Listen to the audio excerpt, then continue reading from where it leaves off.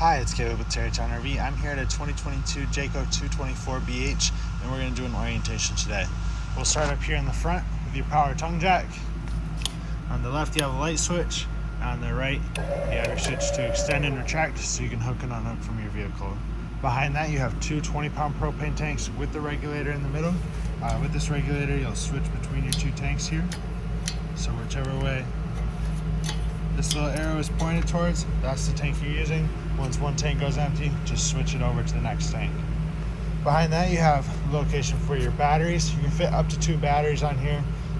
Typically, people only get 1, but you can upgrade to 2 if you wanted to. And then we'll come around to the side here.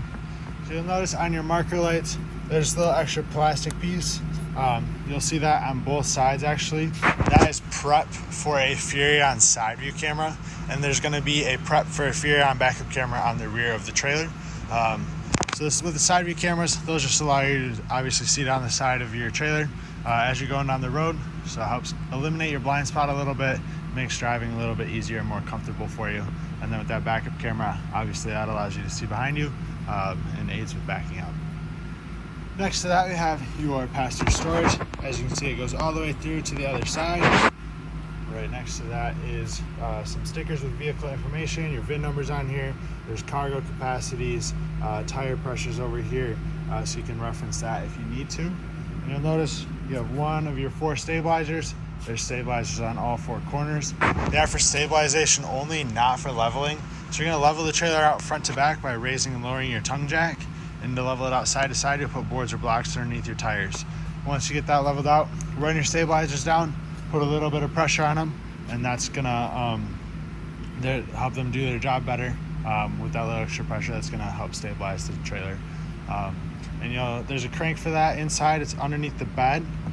You can also use a drill with a 3/4 inch socket on it, just to make it go a little bit faster if you want to. Over here, you have a black tank flush, which we'll cover in just a second. You have an outside shower. It's hot and cold water with the shower head there. You have your city water connection. So if you are hooked up to water full time, or you are hooked up to water at your house, just hook a hose up to there, turn it on, and that'll create your water pressure for you. I do recommend you use a water pressure regulator with that. City water is typically designed for houses, which is usually a little bit higher pressure than what an RV is designed to withhold. So if you use a water pressure regulator, that is going to lower that into a reasonable range for use for your trailer here. And it also helps if you have a 90-degree elbow. A lot of times when you hook your hose up to here, it tends to kink because it wants to sag down there just because of gravity. But if you have a 90-degree elbow, that's going to actually make the hose connect from the bottom, and so it's going to come straight up and it won't kink that way. Down here you have your sewer drains as well as your low point drains. So there's a red and a blue line that are hanging down right there. Those are the lowest point of water in your water system. You'll open those up for winterization, let the water drain out of them, and that's going to drain the lines in the unit. And then you'll close it and you can run antifreeze through the system. For your sewer drains here, you have your black tank on the right, gray tank on the left. Black is for the toilet, gray is your dirty sink and shower water. When you drain these, you want to do it in a specific order. You'll pull your black handle first. Once that's empty, pull your gray, and that gray dirty sink and shower water will help rinse out the end of your drain here and also rinse out your sewer hose. Once that gray tank is done emptying, close it. You'll leave your black tank open. And that's when you'll use your black tank flush here. So you hook a hose up to it, turn it on, and that'll spray directly into your black tank and help to rinse it out.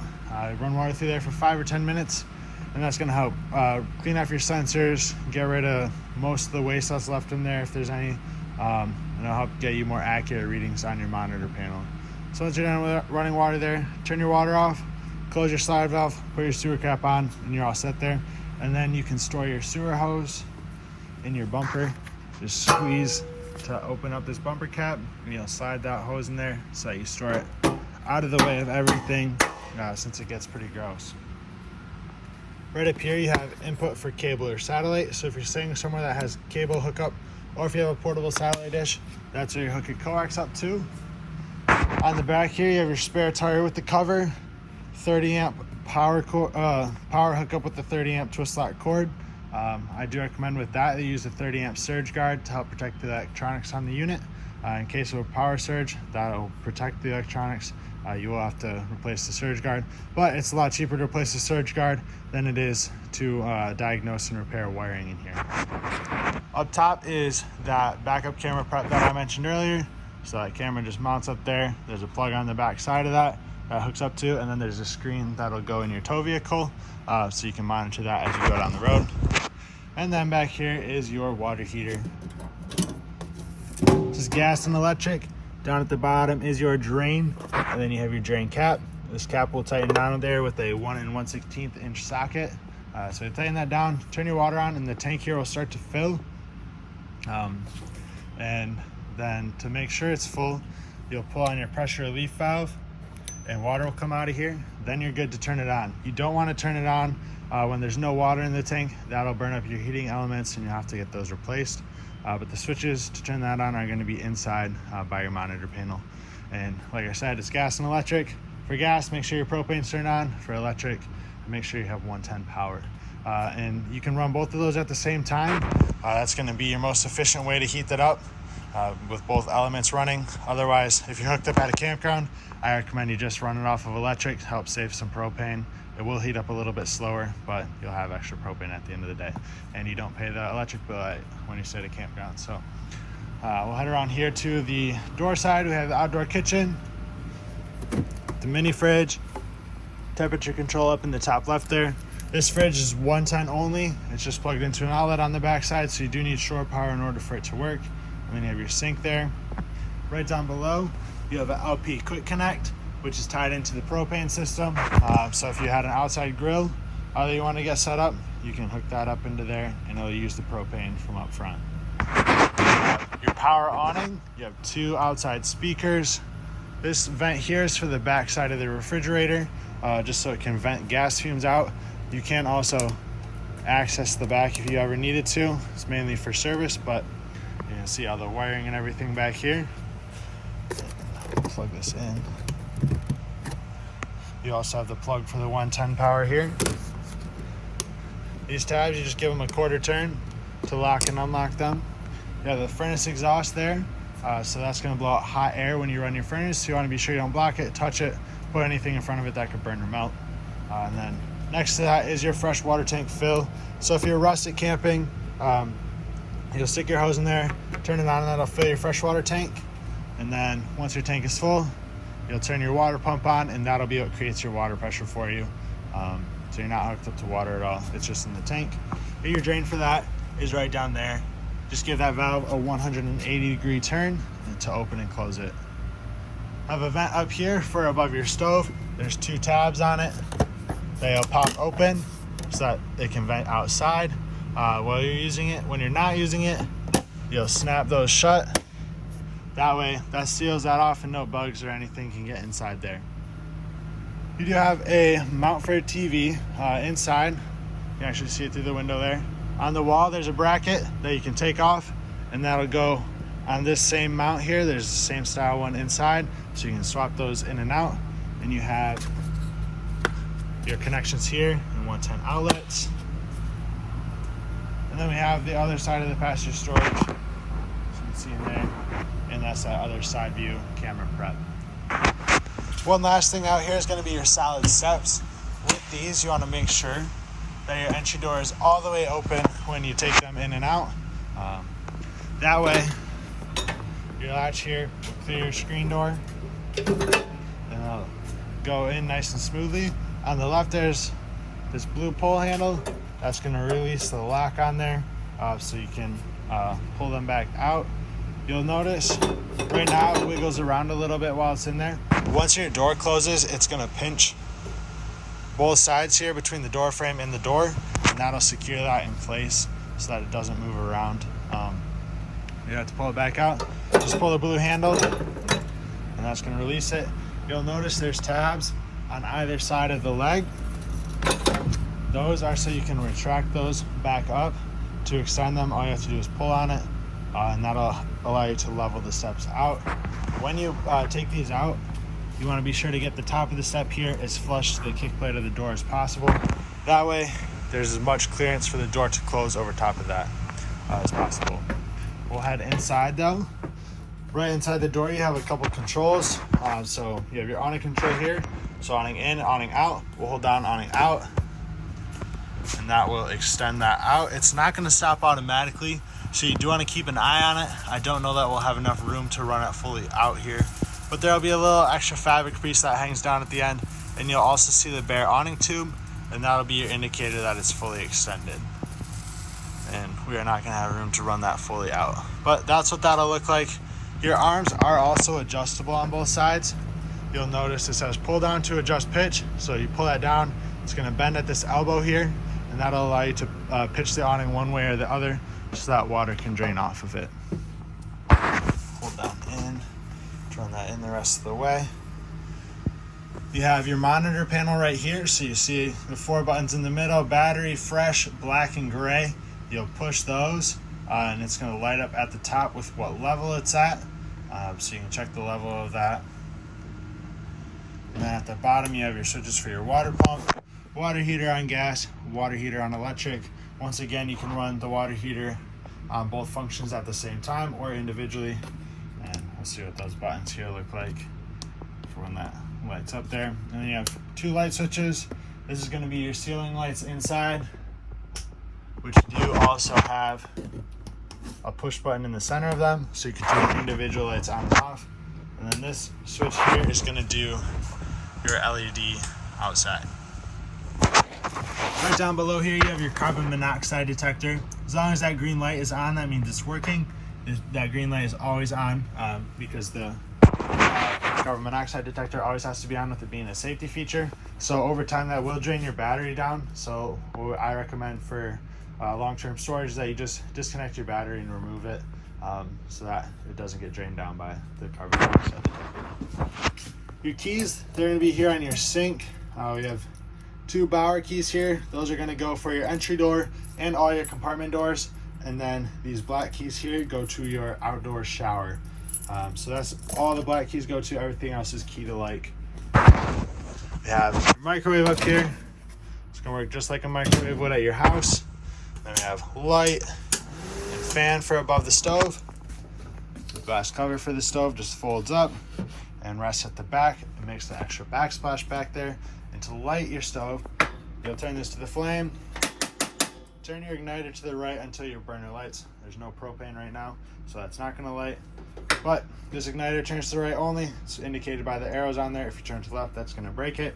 And you'll use the igniter for all the burners up here, as well as for the oven. So for the oven, you'll turn it to the flame icon, push and hold this in while you turn your igniter, and that is going to light your pilot light. Once your pilot light is lit, you can release that, and that's going to allow you to set your temperature. And then the last switch on here is going to be a light switch. So if you flip that up, it's going to do just the blue lights here. If you flip it down, it does the blue lights as well as your lights. And then I'll fold this down for travel. It's got rubber tabs on either side that are going to help secure it in place. Below your oven is your breakers and your fuses. Everything is labeled for you to make it nice and straightforward. I have your refrigerator here, gas and electric. Controls are right in the middle here. All you have to do is turn it on, and it's going to automatically switch between gas and electric based off of what source is available. So if you're plugged into 110 power like we are now, it's going to run off of electric. If you are not plugged into power, it'll automatically switch over to gas. Just make sure your propane is turned on. If this light turns red, that means check your gas, which typically means your tank is empty or you forgot to open it. And just hold that down to turn it off. Up in the bunk area, you do have USB chargers and 110 outlets on the bottom. And then your bunk capacities here. These are double bunks, so 600 capacity or 600 pound capacity. You do have access underneath the bottom bunk here to some storage. You can see there's an access panel that goes to the back of the water heater there as well. So that'll be used for when you winterize it or de-winterize it. That's going to be your bypass valves for the water heater, so you can keep water out or let water in. You don't want antifreeze in when you winterize the unit, so you bypass the water heater. And then once you flush all your antifreeze out, you'll turn those bypass valves off so that water will go into it, and then it's ready for normal use. In the bathroom here, we got the shower in the back with the skylight up top. Toilet with the foot pedal flush. Halfway down brings water just into the bowl. All the way down flushes it into the tank. Have a vent fan up top. Just pull a T-handle, and that's going to secure it in place. And then your switch for the fan in the corner. Just be sure that you close this for travel, or if it's going to rain, you don't want water inside. And if you leave it open when you're going on the road, a lot of times a gust of wind can bend that or rip it off completely, and then you'll be without a vent cover. And then you have resettable 110 outlet in here, light switch for the main lights. Just outside the door is your thermostat. So on the left you have power and mode. First thing it's going to take you to is your fan speeds. So you have high, low, and auto. I recommend you just keep it on auto, and then AC, furnace, and then off again. And then you use the up and down arrows to go through your fan speeds, as well as set your temperature for the AC or the furnace. If you keep the fan speed on auto, once it reaches the set temperature, it'll shut off and then kick on as it needs to. Otherwise, if you have the fan on high or low, it's just going to be on the whole time, and that can get a little loud and obnoxious sometimes. Down at the bottom, you have your booth here. This does turn into a bed. So you remove the tabletop from the legs, and then take the legs out of the mounts in the floor and just set them aside, or in the storage underneath the benches. And then you'll take the tabletop and you'll set it on these ledges. There's one in all 4 corners. You'll take your back cushions here, fill in the gap in the middle, and that way you have an extra sleeping space if you have guests staying with you. Up top you have your radio. It's also Bluetooth compatible. Probably won't get a channel inside here. Maybe we will. There we go. You have 2 speaker zones on here, zone 1 and zone 2. Zone 1 is your speakers inside. Zone 2 is your speakers outside. Turns red when they're off. It also says that they're off up there. And then if we hit the power button once, that mutes it. If we hold it down, turns it off. And like I said, it's Bluetooth compatible. Can hook up USB or HDMI to it as well. Like we saw before, we have the TV mount up here. This is removable, just pops up off of there and then locks into place. This is your release right there. And up top you have 110 outlets and your hookup here. This is also your antenna booster. You'll see that green light is on. That means your antenna is on. If you're hooked up to cable or satellite, push the button next to it and you'll turn that off, and you'll get your cable or satellite channels that way. So there's a light switch down underneath here, underneath the side of the bed. That is going to do your blue accent lights up top. All your other lights up here have a push button in the center of them.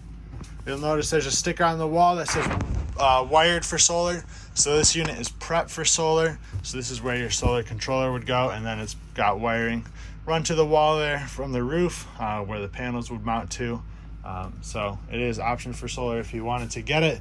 It would be a pretty simple install, and those solar panels would keep your batteries trickle charging, so you could use more of the 12-volt system and get more or get longer lasting life out of your batteries. And then we pick up on the bed here. Like I mentioned before, there's storage underneath here. You'll see there's 2 cranks in here. These will work for your stabilizer jacks as well as for the tongue jack. If the tongue jack were to fail, there's a rubber cap right on the top of it that you can remove, and then you can use these to manually crank that up or down. That way you don't get stuck at your campsite or get stuck on your tow vehicle. And the bed is held up by struts, so you don't have to prop it open with anything while you are reaching underneath here. It'll hold itself up. And be careful as you set that back down. But that is going to be everything inside of here. I hope this video is helpful to you. If you have any questions, please feel free to reach out. We'd love to get those answered for you. And thank you for choosing Terrytown RV.